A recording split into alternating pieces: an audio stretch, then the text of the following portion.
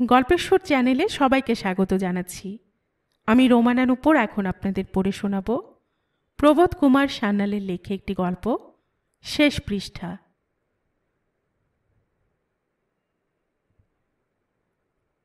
আত্মীয়তা কাহারও সহিত কিছু নাই। গ্রাম সম্পর্কে অনেকেই তাহাকে কাকাবাবু বলিয়া ডাকিত। কোথাও কোথাও তিনি মাস্টারমশাই বলিয়া পরিচিত। ভদ্রলোকটির বয়স 40 পার হইয়া গিয়াছে। বেশ বলিষ্ঠ, সুপুরুষ এবং সদালাপী। বিবাহ তিনি করেন নাই, কোনো দিনই করিবেন না। আগে অবস্থা খুব ভালোই ছিল। আজকাল এ বাজারেও তিনি যথেষ্ট অবস্থাপন্ন। গ্রামে থাকিতে বহু পরিবারের সুখ দুঃখের সহিত তিনি জড়িত ছিলেন। জ্ঞানী ও শিক্ষিত বলিয়া তাহার গৌরব সকলের কাছেই সমান। গৃহস্থগণের বধূ ও কন্যা, ছেলে ছোকরা, প্রৌঢ় প্রবীণ সকলে তাহার সহিত আলাপ করিত। তাহার মেজাজ রুচি অনুযায়ী চলিত, তাহাকে শ্রদ্ধা করিত এবং ভালোবাসিত। বিপন্ন ও দুস্থকে সাহায্য করাটা ছিল তার সকলের চেয়ে বড় গুণ। তাহার সচ্চরিত্রের দীপ্তি ও সৌরভ বাহিরকে প্লাবিত করিয়া অন্দরের একান্ত পর্যন্ত ছড়াইয়া পড়িয়াছিল। তারপর কালক্রমে তাহাকে শহরে আসিতে হইল। শহরে আসিয়াও তিনি গ্রামের কথা ভুলিলেন না। গ্রামের স্কুলে, মন্দিরে, বারোয়ারিতে, লাইব্রেরির নামে আজও তিনি নিয়মিত প্রচুর অর্থ সাহায্য করিয়া থাকেন। তাহার অকৃপণ দাক্ষিণ্যের ছায়ায় অনেকেই ভিড় করিয়া দাঁড়াইয়া আছে। গ্রামের যে 2-4 ঘর পরিবার গ্রাম ছাড়িয়া শহরে আসিয়া বাস করিতেছে, তাহাদের সংবাদ তিনি যথেষ্টই রাখেন। বিশেষ করিয়া মিত্র পরিবারের বড় মেয়েটির যে ঘরে বিবাহ হইয়াছে, তাহার খবর তাহার কাছে নিত্যই আসে। মেয়েটির নাম বিজয়া। সে এখন 2-3টি সন্তানের জননী। একদিন শীতের সন্ধ্যায় তখন খোলা জানালার ভেতরে ও বাহিরে অন্ধকার দলা পাকাইতেছিল। ঘরের ভেতরটা নিস্তব্ধ। কেবল একটা টাইমপিস ঘড়িতে টিকটিক করিয়া শব্দ হইতেছে। ভিতরের নিঃশব্দতা ভঙ্গ করিয়া বিজয়া কথা কইয়া উঠিল। মৃণালকে তো আজ তারা দেখে গেলেন। একই বিছানায় বিজয়ার বাঁ পাশে মাস্টার মশাই অনেকক্ষণ হইতে স্থির হইয়া শুইয়াছিলেন। বুঝলেন কাকাবাবু, মৃণালকে আজ তারা। বেশ বেশ বলিয়া মাস্টার মশাই একটু নড়িয়া উঠিলেন। বলিলেন, এবার একটা তারিখ ঠিক করে ফেলো মা, এই শীতেই। আর হ্যাঁ, মৃণাল যেন বুঝতে না পারে তার বিয়েতে ঘটা হচ্ছে না। ঘটা করেই তার বিয়ে দিতে হবে। সে তো আপনি দেবেন কাকাবাবু। আপনি না থাকলে মৃণালদের অবস্থা যে কি হতো তা ভাবলেও। আবার অনেকক্ষণ নীরবে কাটিয়া গেল। বিজয় একবার উঠিয়া সুইচ টিপিয়া আলো জ্বালিল। সুন্দর ও সুসজ্জিত ঘরখানি ঝলমল করিয়া হাসিয়া উঠিল। বিজয় আবার আসিয়া লেপের ভেতর প্রবেশ করিল। মৃণাল যেরকম চমৎকার মেয়ে, বিয়ের পর স্বামীকে নিশ্চয়ই সুখী করবে। কি বলো বিজয়া? যদি স্বামীর মতো স্বামী হয়। তা নিশ্চয়ই হবে। এ গড়ে তুলবে ওকে, ও তুলবে একে। বিয়ের মানে তো এই। তাছাড়া মৃণাল লেখাপড়া জানে, গত বছর আইএ পাস করেছে।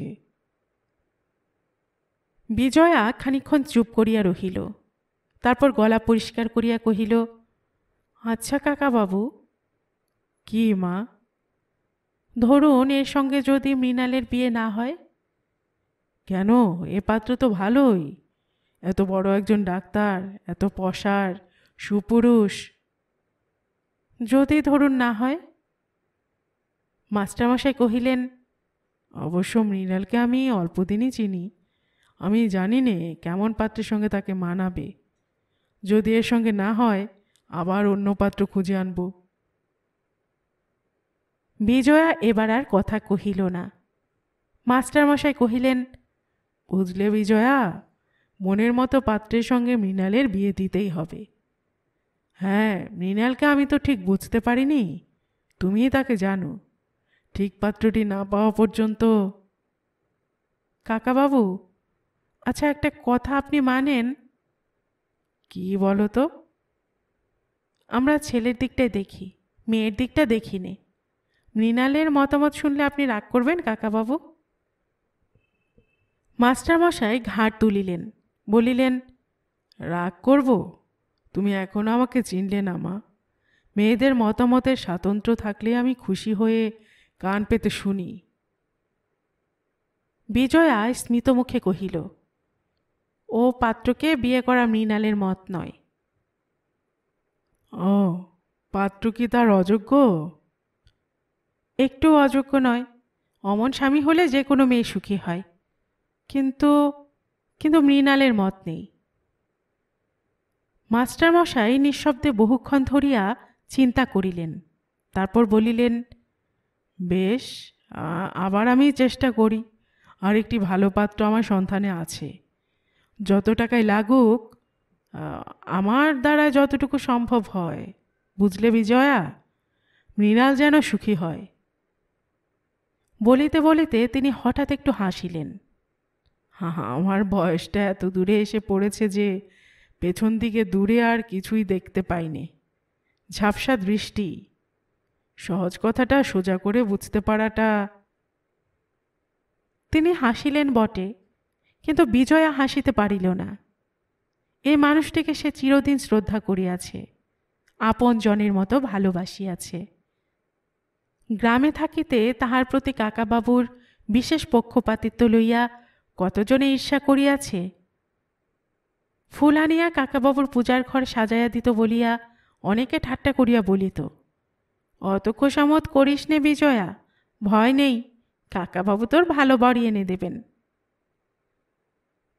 সত্যই তাই। স্বামীর মতো স্বামীর হাতেই বিজয়া পড়িয়াছে। বিপদে সম্পদে দুর্ভোগে পীড়নে তাহার ছিল এই পরম শ্রদ্ধেয় পরমাত্মীয়টি। আজও তাহাদের সম্পর্ক অটুট আছে। অথচ এই মানুষটিকেই সে কোনোদিন বুঝিতে পারিল না। এত ঘনিষ্ঠতা, এত বন্ধুতা, বছরের পর বছর ধরিয়া তাহারা পাশাপাশি বাস করিয়া আসিয়াছে, অনর্গল অবিশ্রান্ত আলাপ করিয়াছে। কিন্তু তাহার এই কাকাবাবুটিকে কোথায় যেন সে ধরিতে ছুঁইতে পারে নাই। কাকাবাবু সংসারী নন, সন্ন্যাসীও নহেন। তবু মানুষের ঘন জটলার মধ্যে চিরদিন বাস করিয়াও তিনি যেন সকলের নিকটেই দুর্লভ। একটি সুদূর ঔদাসীন্যের ওপারে তাহার আসন। বহু মানুষের একান্ত অন্তরঙ্গ বলিয়াই তাহাকে একান্ত করিয়া করতলগত করা যায় না। নিজেকে লইয়া নিজের মধ্যেই তিনি বাস করেন। অভিযোগ অনুযোগ করিলে স্নেহার্ত কোমল হাসিটি দিয়া তিনি সকলের মুখ বন্ধ করিয়া দেন। এমনই তাহার কাকাবাবুটি। সেদিনকার মতো বিজয়ের নিকট বিদায় লইয়া মাস্টারমশাই ধীরে ধীরে উঠিয়া চলিয়া গেলেন। সন্ধ্যা উত্তীর্ণ হইয়া গেলে তিনি আর কোথাও থাকেন না। তাহার একাকী ঘরখানি তাহাকে প্রতি মুহূর্তে আকর্ষণ করিতে থাকে। অন্তরের জীবনের সহিত তাহার বাহিরের জীবনের বিশেষ মিল নাই। অত বড় বাড়ির যে দিকটায় তিনি বাস করেন সেদিকে কেহ পা মারাইতে সাহস করে না। সেখানে কোথাও কোলাহল ও সাড়া শব্দ নাই। এমনই তার একটা শ্বাসরোধক আবহাওয়া যে উঁকি মারিতেও গা ছমছম করে। মাস্টারমশাইয়ের মা আছেন, বড় ভাই একজন আছেন, তাহারা থাকেন পাশের বাড়িতে। নিতান্ত সংসারী মানুষ তাহারা।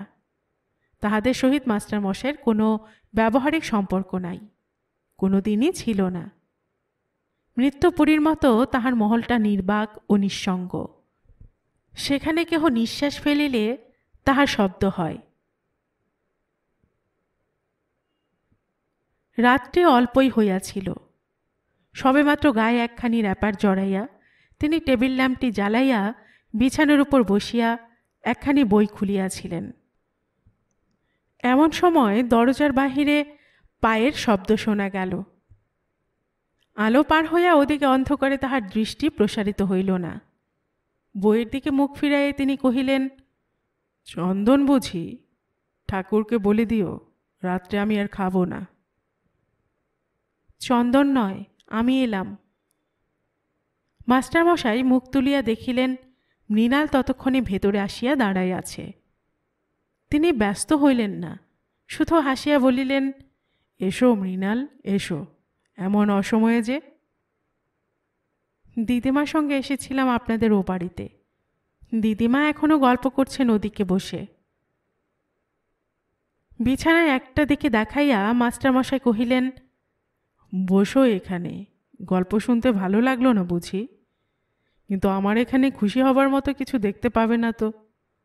তোমাদের মনের সঙ্গে আমার বাঁচার পদ্ধতিটা মিলবে না মৃণাল। এ বইগুলো কি জানো তো? বলিয়া তিনি আবার একটু হাসিলেন। বলিলেন, যে বইগুলো পড়তে পড়তে আমার চুল পাকল, সেগুলোর কতগুলো হচ্ছে সাহিত্য আর ফিলোসফি। কিন্তু সেগুলো এ নয়, এগুলো অন্য জাতের। মৃণাল একটু কৌতুক অনুভব করিয়া কহিল, কি বলুন তো এসব? মাস্টারমশাই কহিলেন, বিয়ের উপহার নয়, এখানা হচ্ছে বিবেকানন্দের জীবনচরিত, এখানা শ্রী অরবিন্দের গীতার ব্যাখ্যা, আর এখানা। রবিবাবুর বই পড়েন না? পড়তাম, এখন আর পড়ি নে। এখন আত্মার আনন্দ আর চাই নে, এখন চাই নির্বাণ। গীতায় কি নির্বাণের কথা পাবেন? সেজন্য তো গীতা পড়ি নে মৃণাল, আমি শুধু পথ খুঁজে বেড়াই। বলিয়া মাস্টারমশাই ডান হাত বাড়াইয়া সুইচটা টিপিয়া মাথার উপরের আলোটা জ্বালিয়া দিলেন। মৃণাল একবার চারিদিকে তাকাইয়া দেখিল, তারপর কহিল, বেশি আলো আমার খুব ভালো লাগে। বাবারে, কোথাও টু শব্দটি নেই। আপনি এমনি একলা থাকেন? থাকেন কেমন করে? মাস্টারমশাই হাসিলেন এবং তাহার কথা চাপিয়া অন্য কথা পাড়িয়া বলিলেন, তুমি এসে ভালোই করেছ মৃণাল। ভাবছিলাম চন্দনকে দিয়ে তোমার কাছে একটা খবর পাঠাবো। একটু আগে আমি বিজয়ের কাছ থেকে আসছি। বলিয়া তিনি একটু থামিলেন, তারপর বলিলেন, তার কাছে আজ তোমার কথাই হচ্ছিল। মৃণাল মাথা হেঁট করিয়া রহিল। মাস্টারমশাই বোধ করি গুছাইয়া বলিতে যাইতেছিলেন, কিন্তু মৃণাল বাধা দিল, কহিল, আমিও আপনাকে সেই কথাই বলতে এসেছিলাম। কি বলো? গলা পরিষ্কার করিয়া মৃণাল কহিল, এদিকে এখন কেউ নেই, আপনাকে আমি লজ্জা করব না, বলছি। আপনি আর আমার জন্য চেষ্টা করবেন না। মাস্টারমশাই কহিলেন, এ কথা তুমি কেন ভাবছ মৃণাল, যা আমার পরিশ্রম হবে? তোমার বিয়ে দেওয়া, সেই আমার বড় কাজ, বড় আনন্দ। মৃণালের কণ্ঠে এবার একটু দৃঢ়তা ফুটিয়া উঠিল। যা হোক, তবু আপনি আজ থেকে নিরস্ত হন। বিজয়াদিকেও আমি সেই কথা বলে এসেছি। মাস্টারমশাই কিছুক্ষণ নির্বাক হইয়া রহিলেন, তারপর বলিলেন, তুমি কি এখন বিবাহ করতে চাও না? মুখের উপর মৃণালের একটা লজ্জার আভাস খেলিয়া গেল। বলিল, বিজয়াদিকে আমি বলেছি। মাস্টারমশাই কহিলেন, কত ছেলে মেয়ে দেখলাম, দেখতে দেখতে চুল পাকল। অল্পদিন হলেও তোমার সঙ্গে আমার যথেষ্টই ঘনিষ্ঠতা হয়েছে। এ দেখো না, একটু আগ পর্যন্ত আমার ধারণা ছিল। মৃণাল মুখ তুলিয়া তাকাইল। হ্যাঁ, ঠিক তাই। ভেবেছিলাম তোমার মতো শান্ত আর নিরীহ মেয়ে বুঝি আর কখনো দেখিনি। এখন মনে হচ্ছে অন্য কথা। কি বলুন তো? মৃণাল হাসিয়া কহিল, মনে হচ্ছে এক জায়গায় তুমি ইস্পাতের মতো কঠিন, দৃঢ় ইচ্ছাশক্তি, অটল মতামত, বাস্তবিক। তোমার মতো মেয়ে আমি দেখিনি। মেয়েদের মনে আসল মানুষটা কোথায় থাকে, কখন সে দেখা দেয়, আজ অবধি বুঝলাম না। বুঝবার তো আপনি চেষ্টা করেননি কোনো দিন। সত্যি বটে, তা করিনি। ওপরটা দেখে ভিতরটাকে চিনতে চেয়েছি। আর কি জানো মৃণাল, মেয়েদের আমি চিরদিন স্নেহও করি, ভালোবাসি, কিন্তু বিচার করে দেখিনি। স্নেহ ভালোবাসা বিচারের পথ রুদ্ধ করে দেয়। দুইজনে অনেকক্ষণ নিঃশব্দে বসিয়া রহিলেন। কাহারও মুখে কোনো কথা সহসা আসিতেছিল না, কিন্তু মাস্টারমশাই নিজেই সেই নীরবতা ভাঙিয়া দিলেন। বলিলেন, কিন্তু মৃণাল, বিয়ে কেন করতে চাও না তা তো কই বললে না? মৃণাল মাথা তুলিয়া কহিল, সে কি আপনি শুনতে চান? বহু লোক নিয়ে আপনার কারবার, অনেক লোকের মধ্যে আপনার গতিবিধি, আমার কথা শোনবার সময় কই আপনার? এই কি তোমার ধারণা মৃণাল? নিশ্চয়ই, এ আমার বিশ্বাস। রাজভারী লোক বলে সবাই আপনাকে সমীহ করে। আপনার চারিদিকে ভয়ের গণ্ডি, সবাই থাকে আপনার কাছে, আপনি থাকেন দূরে। তার মধ্যে আমি আপনার কাছে ভিক্ষে চাইতে আসিনি। বলিতে বলিতে মৃণালের গলা ধরিয়া আসিল। মাস্টারমশাই কহিলেন, ভিক্ষে কি মৃণাল? ভিক্ষে, 100 বার ভিক্ষে। আমি দরিদ্র হতে পারি, কিন্তু কাঙাল নই। সবাইকে আপনি যা দান করেন, আপনার সে দান আমি ছুঁতেও চাইনি। মাস্টারমশাই বলিলেন, কি আশ্চর্য! বলিয়া স্নিগ্ধ হাসি হাসিলেন। পুনরায় কহিলেন, আমি শুনতে চাই এক কথা, তুমি বলতে চাইছ আরেক কথা। কি অপরাধ তোমার কাছে করেছি মৃণাল? মৃণালের চোখে বোধ হয় জল আসিয়া পড়িয়াছিল, সে কথা বলিল না। মাস্টারমশাই বিছানায় আর হইয়া পড়িয়া কহিলেন, যাদের চুল পাকে তারা জ্ঞান সঞ্চয় করে বটে, কিন্তু সেই পরিমাণে বুদ্ধি হারায়। বুদ্ধির খেলা যৌবনে। আচ্ছা বলো মৃণাল, বলো, তোমার কথাটা শুনতেই বোধ হয় আমার বাকি। তারপরে বানপ্রস্থ নিয়ে বনে যাব। বলিয়া অতি স্নেহ ও মমতায় তিনি মৃণালের একটি হাত ধরিলেন। হাতটা মৃণাল ছাড়াইয়া লইল।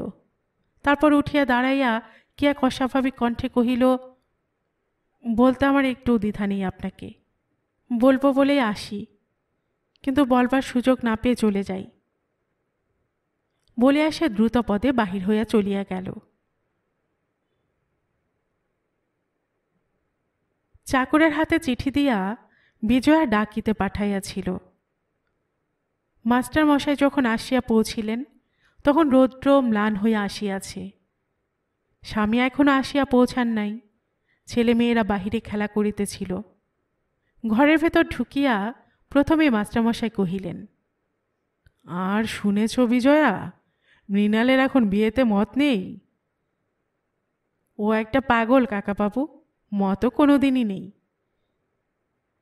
থাকলেই কিন্তু ভালো হতো বিজয়া, আমি ছুটি পেতাম। আবার আসবে বলে গেছে। বলিয়া সে ভেতরে আসিয়া বসিল। যে চেহারা আমি তার দেখলাম, তাতে তুমিও অবাক হয়ে যেতে বিজয়া। মেয়েদের মনের বাঁধন পুরুষের চেয়ে অনেক শক্ত। বিয়ের কথাটি সে হেসে প্রত্যাখ্যান করে দিল। আচ্ছা, মৃণালের আসল কথাটা কি বলো তো? এখানকার শিক্ষিত মেয়েরা কি বিয়েটাকে উড়িয়ে দিতে চায়? মাস্টার মশাই মুখ ফিরাইয়া তাহার মুখের উপর চোখ রাখিলেন। মোটেই না কাকাবাবু, বলিয়া বিজয়া মাথায় হেট করিয়া রহিল।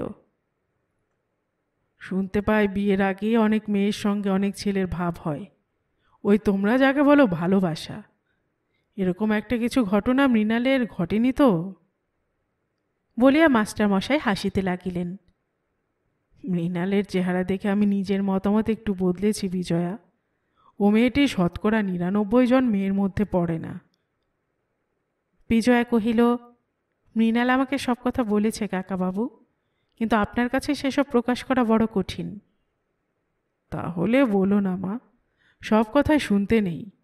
মেয়ে মানুষের মনের কথা অতি নিকট আত্মীয়ের কাছেও প্রকাশ করা চলে না।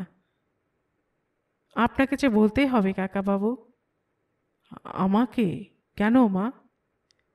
বিজয়া কহিল, আপনাকে বলতেই হবে। যে কথাটা অনেকদিন মৃণাল আপনার কাছে প্রকাশ করতে পারেনি, সে আপনাকে শুনতেই হবে। এই তার অনুরোধ, এই তার দাবি।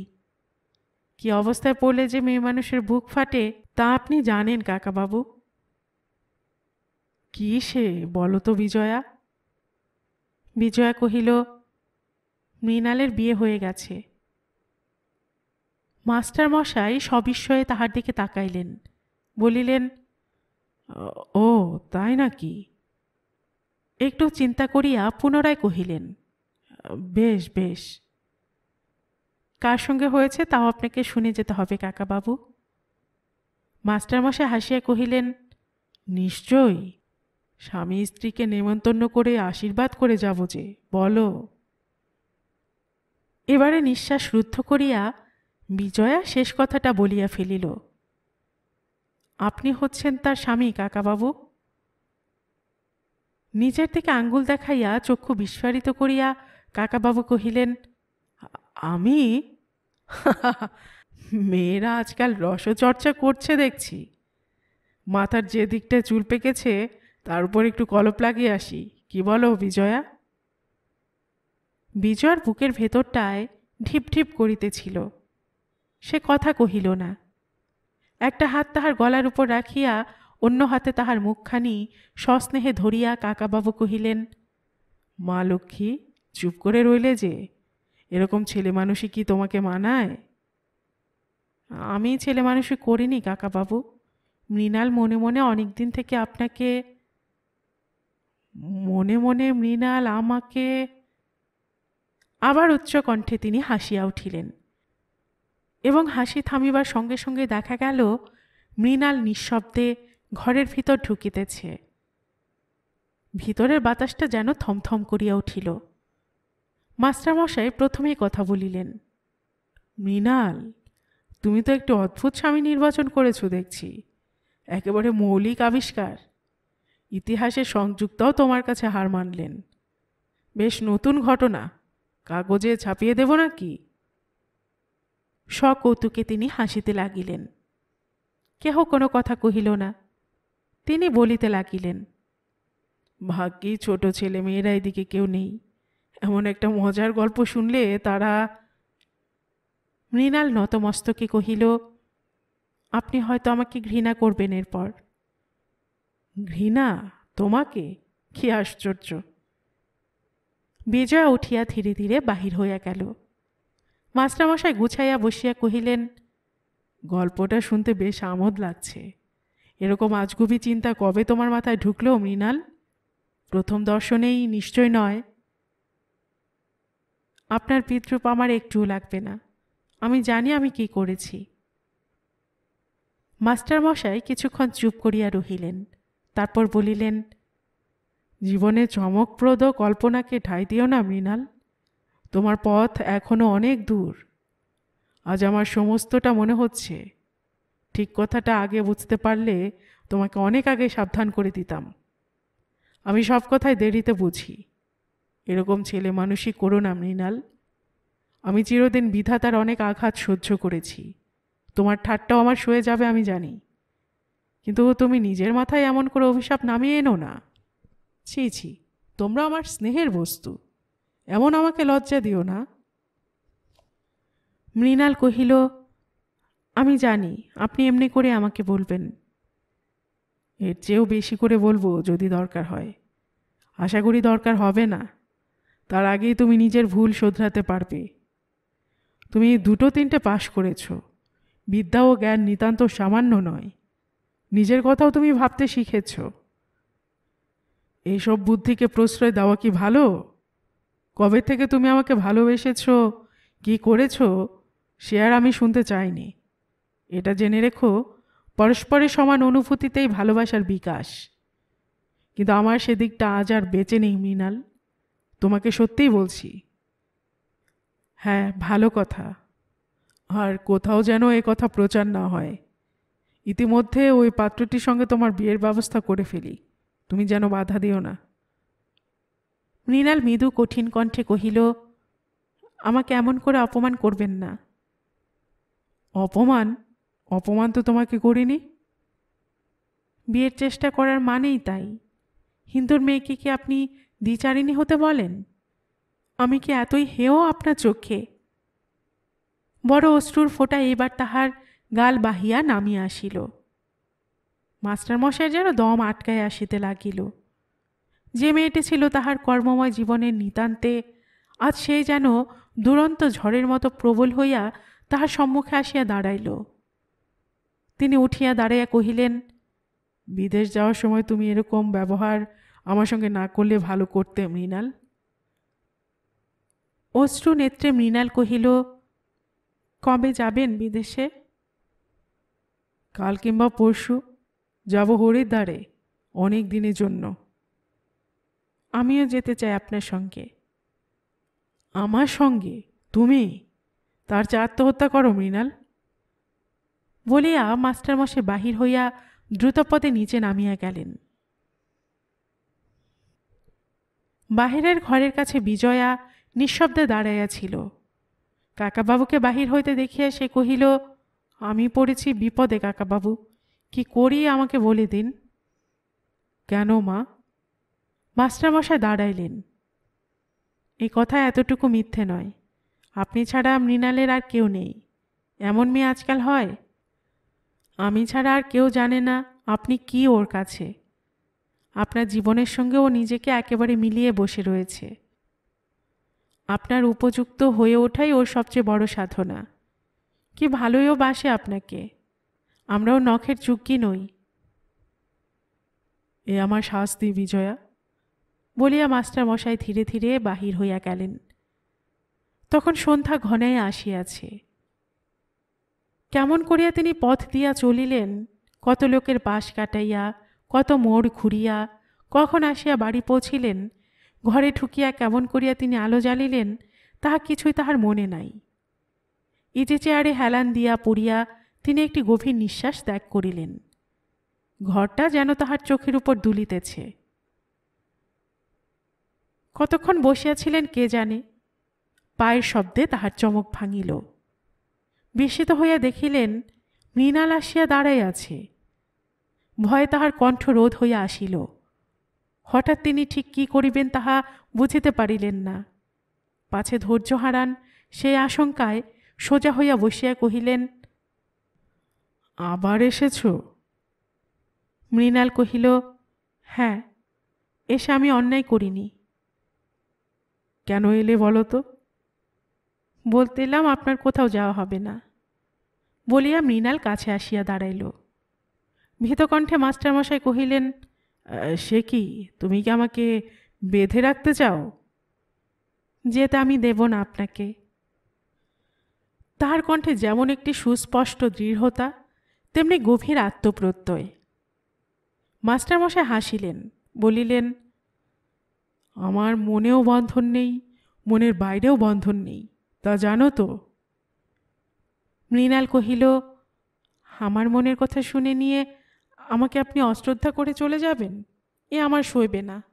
আপনার কোথাও যাওয়া অসম্ভব। মাস্টারমশাই উঠিয়া দাঁড়াইয়া কহিলেন, তুমি যাও, যাও মৃণাল, তুমি আজ চলে যাও, আমাকে বাঁচাও।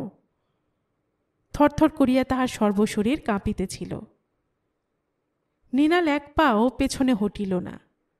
মেঝের উপর বসিয়া পড়িয়া কহিল, আপনাকে বাঁচাবো, কিন্তু আমি যাব কোথায়? আপনাকে ছেড়ে আমি কোথাও যেতে পারবো না। এ কি বিপদ মৃণাল! কি ভাগ্যি সাধারণ মেয়েরা তোমার মতো নয়, তাহলে পুরুষের জীবন দুর্বহ হয়ে উঠত। তুমি যাও। ছি, এসব ভালো নয়। নানা জনে নানা কথা বলতে পারে। মেয়েদের সম্বন্ধে অপবাদ লোকের ভারী রুচিকর। তুমি যাও। মৃণালের চোখে জল পড়িতে লাগিল, কিন্তু সে উঠিল না। মাস্টারমশাই কহিলেন, এমন করে কবে থেকে তুমি আমাকে চুপি চুপি ভালোবেসে আসছো শুনি? এতখানি দৃঢ়তাই বা তুমি পেলে কোথায়? যাও তুমি মৃণাল। তোমাকে দেখে ভাবছি সত্যিকারের ভালোবাসার জন্য আত্মসম্মান সহজেই খোয়ানো যায়। কিন্তু তুমি তুমি যাও মৃণাল, চলে যাও। বলিতে বলিতে তিনি ঘরের ভেতর পায়চারি করিতে লাগিলেন। আমি স্বপ্নেও ভাবিনি যে তোমার দেখা পাবো। তুমি এলে মৃত্যুর মতো, নিয়তির মতো। তুমি যখন এসে পৌঁছলে তখন আমার জীবনে বেজে উঠেছে ধ্বংসের বাজনা। তুমি যাও, তুমি যাও মৃণাল। মৃণাল তাহার পায়ের ধুলো মাথায় তুলিয়া উঠিয়া দাঁড়াইল, বলিল, এখন আমি যাচ্ছি, কিন্তু জানবেন কোথাও আপনাকে আমি যেতে দেব না। আমাকে ছেড়ে যাবার শক্তি আপনার এক বিন্দুও নেই। বলিয়া সে যেমন আসিয়াছিল তেমনি বাহির হইয়া গেল। একে তুমি কি বলবে বিজয়া? তৃতীয় দিন দুপুরবেলায় বন্ধ ঘরের ভেতর বসিয়া ডায়েরির শেষ পৃষ্ঠায় মাস্টারমশাই দ্রুতবেগে কলম চালাইতেছিলেন। বোধহয় যাবার সময় সবচেয়ে বড় ভালোবাসার সন্ধান পেয়ে গেলাম। কিন্তু আমার নিজের কথা, 40 পার হয়ে 50-এর দিকে হাঁপিয়ে হাঁপিয়ে চলেছি। পথ আর বাকি নেই। আমার সমস্ত আয়ুটা কেটে গেল উপবাসে। কি দিতে পারি মৃণালকে? কি আমার আছে? আবার তিনি লিখিতে লাগিলেন। কোথায় গেল আমার 22 বছরের যৌবন? কোথায় গেল 25 বছর? বুকে ছিল অনন্ত আশা, অপরিমিত ভালোবাসার আবেগ। সে জীবন আমার কোথায় গেল? এই মৃণালের পায়ের শব্দের দিকে কান পেতেছিলাম। কেন সেদিন মৃণাল আসেনি?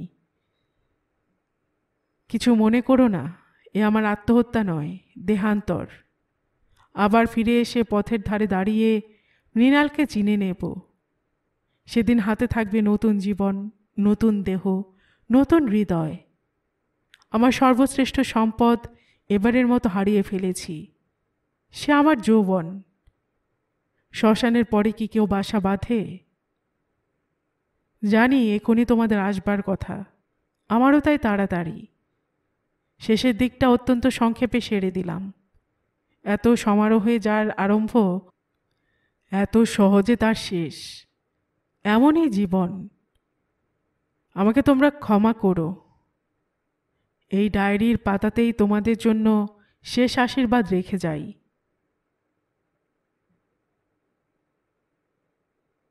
দরজা ঠেলিয়া যখন বিজয় ও মৃণাল ভেতরে ঢুকিল, দেখিল সম্মুখে টেবিলের উপর একখানি ডায়েরির খাতা, একটি ফাউন্টেন পেন, একটি ছোট্ট ওষুধের শিশি ও তাহাদেরই ওপাশে বিছানার উপর উপুর হইয়া মাস্টার মশাইয়ের মৃতদেহ।